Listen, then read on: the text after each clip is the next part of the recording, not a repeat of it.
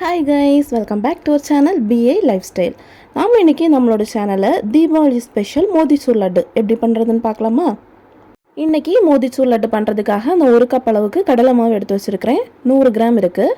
நீங்கள் எந்த கப்பில் மாவு எடுத்தீங்களோ அதே கப்பில் 3/4 கப் அளவுக்கு தண்ணி இதில் ஆட் பண்ணிக்கோங்க. தண்ணி ஆட் பண்ணிவிட்டு ஒரு விஸ்க் வச்சு லம்ஸ் எதுவுமே இல்லாமல் இந்த மாதிரி நல்லா மிக்ஸ் பண்ணி விடுங்க.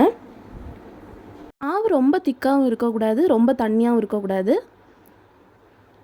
கட்டிகள் எதுவும் இல்லாமல் இந்த மாதிரி விஸ்க் வச்சு நீங்கள் கலந்து விட்டுக்கோங்க. நம்ம விஸ்க் வச்சு கலந்து எடுக்கும்போது கட்டிகள் எதுவுமே இல்லாமல் கொஞ்சம் ஈஸியாக மாவு கரெக்டாக ரெடியாகி வரும். இப்போ பாருங்கள், இந்த மாதிரி கன்சிஸ்டன்சியில் தான் நம்ம மாவு ரெடியாக இருக்குது. இப்போது நம்ம பூந்தி பண்ணுறதுக்கு இந்த மாதிரி சின்ன சின்ன கண்கள் இருக்கிற கரண்டி எடுத்துக்கலாம்.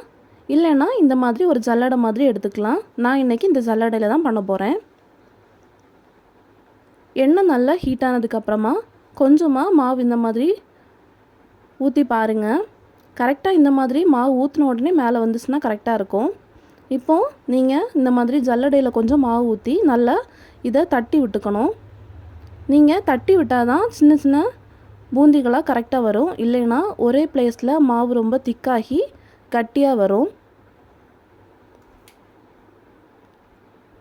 இந்த பூந்தி நல்லா வேகிற வரைக்கும் நல்லா திருப்பி விட்டு நம்ம வேக வச்சு எடுத்துக்கலாம்.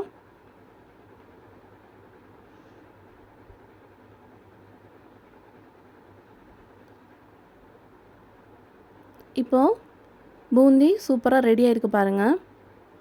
நம்ம தட்டி விடாமல் ஒரே பிளேஸில் வச்சுருந்தோன்னா இந்த மாதிரி கட்டி கட்டியாக விழுந்துடும். ஸோ மாவை தட்டி விட்டு நம்ம அழகாக பூந்தி ரெடி பண்ணி எடுத்துக்கலாம். மாவில் இந்த மாதிரி பபிள்ஸ் வர்றது பூந்தியில் ஸ்டாப் பண்ணதுமே நம்ம இதை வெளியே எடுத்துக்கலாம். இந்த மாதிரி எல்லா மாவையும் நம்ம சூப்பராக பூந்தி மாதிரி ரெடி பண்ணி எடுத்தாச்சு.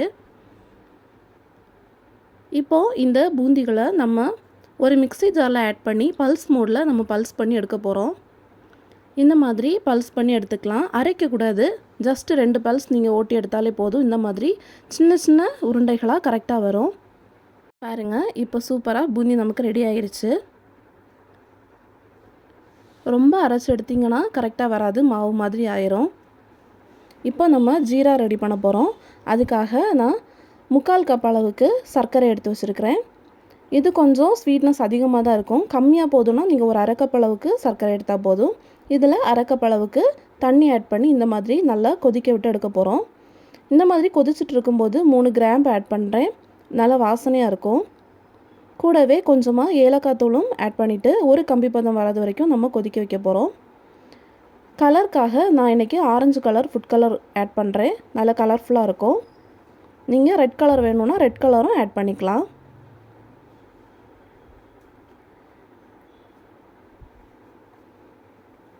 இந்த மாதிரி ஒரு கம்பி பதம் நமக்கு வர ஸ்டேஜில் நம்ம ஆட் பண்ணியிருந்த கிராம்பை ரிமூவ் பண்ணி எடுத்துக்கலாம், வெளியே எடுத்துக்கலாம்.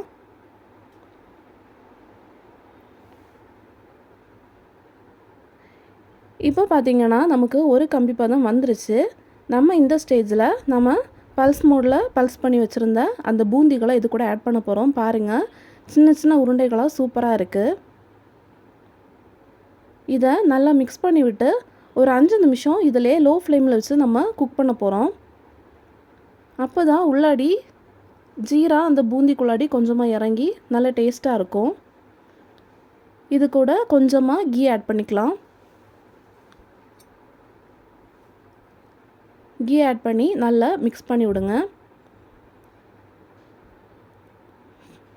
லோ ஃப்ளேமில் வச்சே குக் பண்ணி விடுங்க.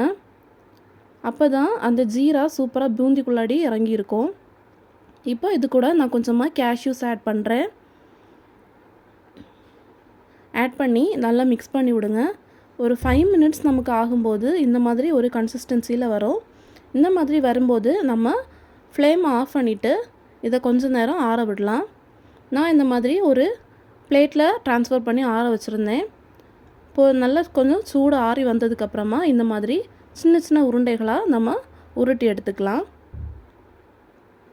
நான் இன்றைக்கி உருட்டின உருண்டைகள் ஒரு 40 கிராம்ஸ் அளவுக்கு இருந்துச்சு. கரெக்டாக 100 கிராம் மாவு நம்ம எடுத்திருந்தோம்.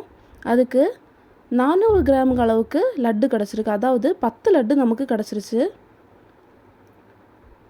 இந்த மாதிரி சூப்பராக வீட்டிலே நம்ம லட்டு ரெடி பண்ணிக்கலாம். நம்ம இப்போது ஒரு லட்டை உடச்சி காமிக்கிறேன் பாருங்கள். பாருங்கள், ரொம்பவே சாஃப்டாக டேஸ்டியாக சூப்பரான லட்டு நமக்கு ரெடியாகி வந்திருக்கு. இந்த மெஷர்மெண்ட்ஸோட வீட்டிலே சூப்பராக நம்ம கிட்ஸுக்கு லட்டு நம்ம பண்ணி கொடுக்கலாம். இந்த தீபாவளியை ரொம்ப ஸ்பெஷலாக மாற்றுறதுக்கு இந்த லட்டு ரெசிபி கண்டிப்பாக ட்ரை பண்ணுங்கள். நம்ம சேனலை மறக்காமல் சப்ஸ்கிரைப் பண்ணுங்கள். வீடியோவை லைக் பண்ணுங்கள், கமெண்ட் பண்ணுங்கள்.